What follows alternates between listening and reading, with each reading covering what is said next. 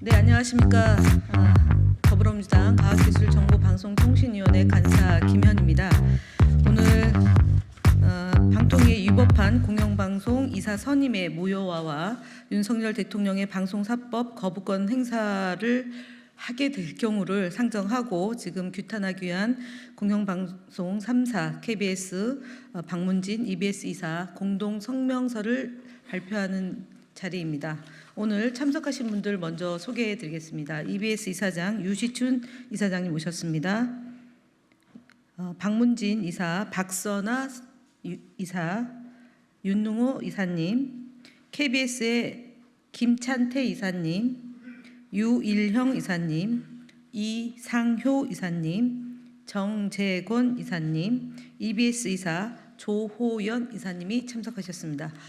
저는 오늘 본 성명서를 낭독하고 기자회견하는 분들을 소개하기 위해서 자리를 함께 했고요. 이상 공동 성명은 참석하신 분들이 함께 진행토록 하겠습니다. 방통위 위법한 공영방송 이사 선임의 무효와 윤석열 대통령의 방송사법 거부권 행사를 규탄하기 위한 공영방송 3사 KBS 방송문화진흥회 EBS 이사 공동성명. 위법한 공영방송 이사 선임은 원천 무효다. 이진숙 방통통신위원장의 위법하고 졸속적인 공영방송 이사 선임으로 우리 사회가 큰 혼란과 갈등을 겪고 있다. 민주주의의 버팀목인 공영방송의 독립성과 공정성은 절벽 아래로 떨어질 위기에 놓였고 국회의 불가피한 방통위원장 탄핵에 따른 정치적 사회적 진통도 커지고 있다. 우리는 이런 이진숙 사태가 근본적으로 윤석열 정부의 방송 장악 야욕에서 비롯됐다고 규정하며 이번 사태를 올바르게 해결할 출발점은 윤석열 정부가 공영방송 이사 선임을 무효화하는 것뿐임을 분명하게 밝힌다. 지난 7월 31일 이진숙 방통위원장과 김태규 방통위 부위원장의 2인 상임위원 체제가 기습적으로 KBS 이사 7인, MBC 방송문화진흥회 이사 6인을 임명한 이후 언론과 국회 과학기술정보방송통신위원회의 현안 질의, 방통위 현장 검증 등을 통해 이번 이사 선임 과정이 탈법과 졸속으로 얼룩졌음이 명백히 드러났다. 헌법적 가치인 방송의 자유와 독립성을 보장하기 위해 대통령과 국회가 방통위원 5명을 공동으로 구성하고 5명의 방통위원이 신중하고 다양한 검증과 논의를 통해 공영방송 이사를 선임하는 것이 방송법 등의 취지이자 상식 중의 상식임에도 이진숙 체제는 이를 완전히 무시했다. 이진숙, 김태규 두 방통위원은 대통령이 자신들을 임명한 당일 공영방송 이사 선임을 위한 위원회를 기습 소집했고 회의 1시간여 만에 80명이 넘는 지원자 가운데 13명의 새 이사를 결정했다. 이 과정에서 지원자의 자질과 적격성 여부에 대한 공정하고 실질적인 심의는 전혀 이루어지지 않았다. 그런데도 이진숙 방통위원장은 부끄러움조차 느끼지 않으니 윤석열 정부의 고위공직자들의 공직 윤리는 도대체 어느 지경에 있는 것인가? 또 11명의 KBS 이사 가운데 7명만, 9명의 MBC 이사 가운데 6명만을 선임한 이유를 알 수 없으며 두 방송사의 야권 성향 이사 11명 가운데 4명만 특정해 후임자를 정한 것 역시 아무런 기준이나 근거가 없다. 아울러 공영방송 이사로 지원했다가 위법적이고 졸속한 선임 과정 때문에 탈락한 많은 후보자들의 경우 투명하고 공정하게 경쟁할 권리, 평등권, 이사 임명 기대권 등이 심각하게 침해됐음이 자명하다. 이런 상황이니 이진숙 체제가 임명한 이사들로 새로 출범하는 KBS와 박문진 이사회가 어떻게 정당성과 책임성을 갖고 제 역할을 수행할 수 있겠는가? 방통위의 공영방송 이사 불법적 선임이 불러온 국가적 혼란은 기실 윤석열 대통령의 이진숙 위원장 임명 강행에서 예고된 것이다. 윤 대통령의 후보자 지명 이후 언론 검증과 국회 청문회 등을 통해 이진숙 위원장은 방통위원장으로서 완전한 자격 미달임이 만천하에 드러났다. 대전 MBC 사장 시절의 수억 원대 법인카드 유용 의혹을 비롯해 시대착오적 언론관, 극우 편향적 가치관, 반민족적, 반민주적 역사인식 등으로 부적격 백화점이 이미 확인됐다. 시민사회가 지금까지 본 적이 없고 앞으로도 만나기 어려운 역대 최악의 공직 후보자라고 반대한 것은 너무나도 당연한 일이다. 그럼에도 윤석열 정부가 국가적 혼란을 아랑곳하지 않고 이진숙 위원장 임명과 공영방송 이사 선임을 밀어붙인 의도는 자명하다. 자신의 입맛에 맞는 사람을 사장 자리에 앉혀 공영방송을 국민이 주인인 방송이 아니라 정권이 주인인 방송으로 만들겠다는 것이다.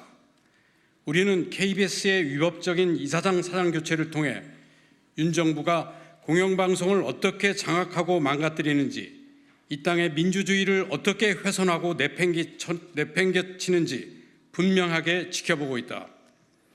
MBC에서 이런 사태가 재현되는 것은 국민에게 너무나 큰 불행이다.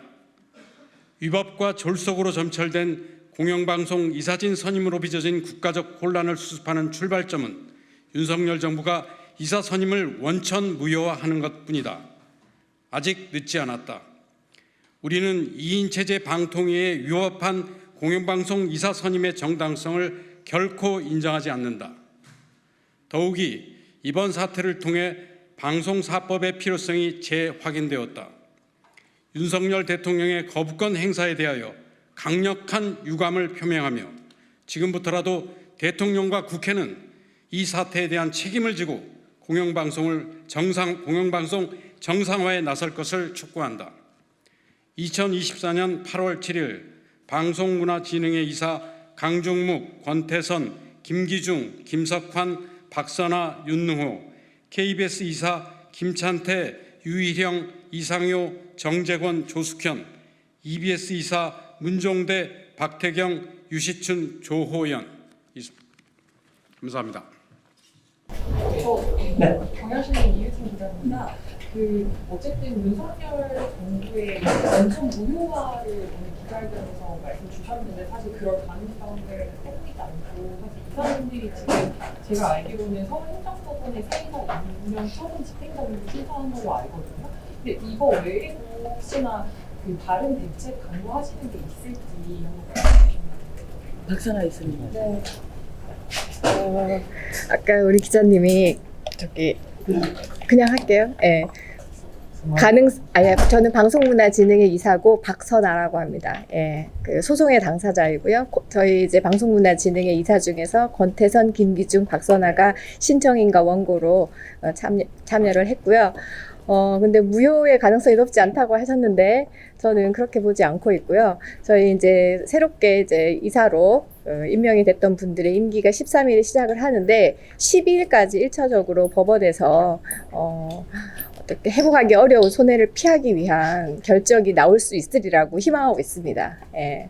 그리고 추가의 대책에 대해서 물으셨는데 일단 저희가 신문기일이 저희 사건은 잡히지 않았고 예. 탈락자 지원하셨던 세 분의 신문기일은 이번 주 금요일 11시에 서울행정법원에서 잡혔습니다. 저희 사건하고는 이제 부는 달리하고 있습니다. 행정 3부 그리고 저희는 행정 12부인데 기대하기로는 저희의 신문기일이 잡힌 이후에 병합해서 9일에 함께 신문기일이 잡히길 기대를 하고 있고 그리고 12일까지 결정이 나오기를 기대를 하고 있습니다. 그래서 추가적인 대책은 12일 이후에 세우려고 마음을 먹고 있고 시민사회와 함께하는 방법 그리고 MBC의 구성원들이 지금 탄원서 그죠? 네, 탄원서 연명서를 준비를 하고 있는 것으로 알고 있고요. 1,900여 명 가까이 만약에 그 탄원서를 준비를 하게 되면 법원에서도 보다 더 무겁게 볼 수 있으리라 생각을 하고 12일까지 일단 법원에 현명하고 정당한 판단을 기다려보고 13일 이후에 다시 말씀을 드리도록 하겠습니다. 네.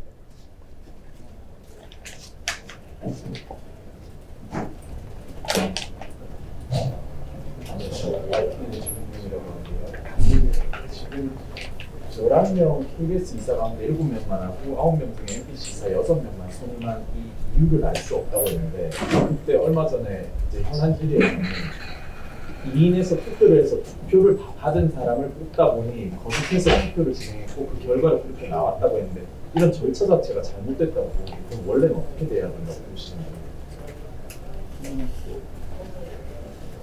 KBS 정재권입니다. 기본적으로 저희가 갖고 있는 두 가지 근본적인 잘못, 지적하고 있는 두 가지 잘못은, 첫째는 아시는 대로 2인 체제 방통위원이 공영방송 이사진이라고 하는 중요한 의사결정을 2인 체제에서 결정했다는 행위 자체가 본질적으로 방송법이라든가 방통위법 등 관련 법을 위반했다고 보고 있는 거고요. 그리고 그 선임의 방법과 관련해서 방통위가 설명하고 있는 자체에 대해선 저희가 말씀드렸던 두 번째 사유, 기본적으로 저희가 뭐 이런 표현이 좀 적절치 않다고 볼 수 있겠습니다만, 동네 반장 선거도 이렇게 할 수는 없는 거죠. 기본적으로 80여 명이 넘는 분들이 지원을 했고, 그분들이 심사숙고해서 쓴 지원서조차도 읽을 시간을 갖지 않고 자신들이 어떤 방법으로든 사람을 KBS 7명, MBC 6명을 골랐다고 하지만 실질적으로 그분들을 심사하고 평가하고 판단할 아무런 과정과 절차를 거치지 않았기 때문에 그 표결 행위가 실제로 이루어졌다 하더라도 그것은 요식의 행위에 불과할 뿐만 아니라 말씀드렸던, 저희가 성명에서 말씀드렸던 대로 저희가 갖고 있는 최소한의 상식에도 어긋나는 행위이기 때문에 그 절차 자체를 저희는 인정할 수 없다라는 그런 설명을 드리겠습니다. 추가로 조금 부연을 해서 말씀드리겠습니다.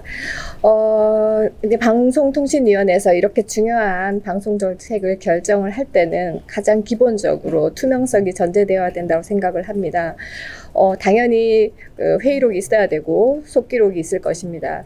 언론을 통해서 보기로는 어제 과방위원님들께서 그 방통위로 가셔가지고 현장 검증을 하셨다고 알고 있는데, 현장 검증의 어떤 결과들을 저희 이사들은 오늘 오전에 정확히 알지 못하고요. 속기록과 회의록에 대해서 조속히 저희 사건의 당사자뿐만 아니라 법원 그리고 시민들에게 공개할 것을 요구를 하고요.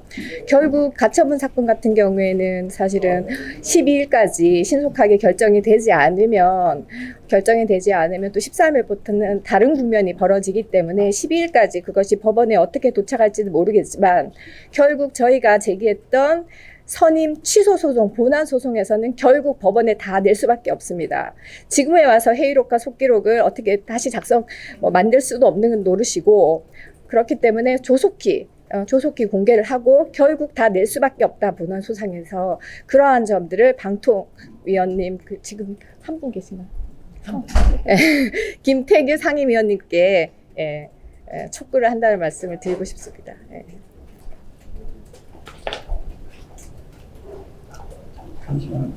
또 부연해서 죄송합니다. 저희 지금 여기 이 자리에 서 있는 이사들이 2021년에 방통위 공모를 통해서 공영방송 이사로 선임이 됐습니다.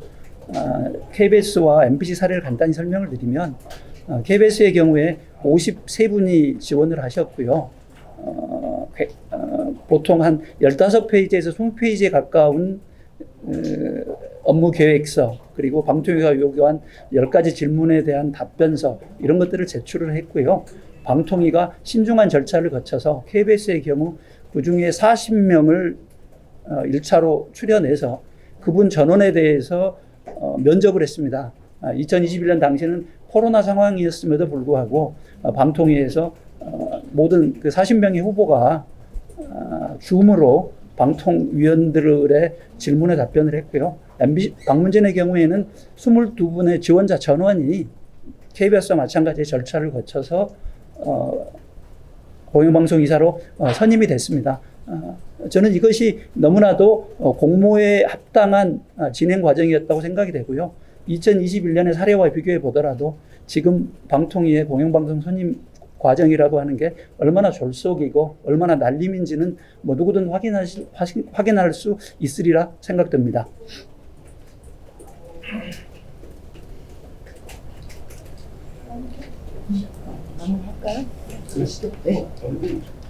이사장님께서 한 말씀 해주세요. 네, 방금 하신 말씀에 덧붙이자면 21년 8월에 저도 EBS 이사에 공모를 하고 면접 절차까지도 그 당시 코로나였기 때문에 원격으로 영상으로 진행을 했습니다. 그때 그 방통위원님들께서 저에게 여러 가지 질문을 하셨고 제가 긴 시간 동안 EBS에 대해서 말씀드렸던 기억이 너무나 생생합니다. 그런데 그 모든 절차를 이번에 생략한 것이라는 사실을 확인시켜 드리고 싶습니다. 예, 저는 KBS 이사 류일형입니다.